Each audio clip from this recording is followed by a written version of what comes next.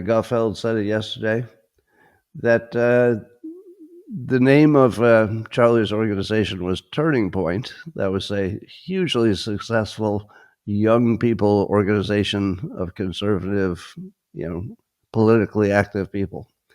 Hugely successful. And it was called Turning Point. And a lot of people noted that this feels like a turning point. But to what? And turn how? We'll talk about that. Um, I also heard Greg say on the Five yesterday that Charlie had substantial power, the right kind, the persuasive. I did everything you need to do to get the right kind of attention. Yeah, that was a big power. And some would say, and I would say this, I don't think Trump could have gotten elected at least a second time without his bringing the young people along. So, how important was he? Really important. How much power did that represent? A lot of power, a lot, especially since he had sway over the younger generation. So it's going to last a while. But as Greg noted, Charlie's energy is impossible to destroy because energy doesn't get destroyed, it just moves.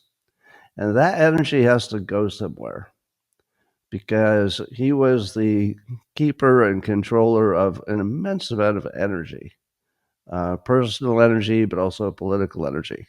That goes somewhere, it doesn't disappear. And there are a whole bunch of people in the public who feel like some of that energy entered them. I feel that way. As soon as I saw the news, I thought what many of you thought, which is, what can I personally do? What can I do?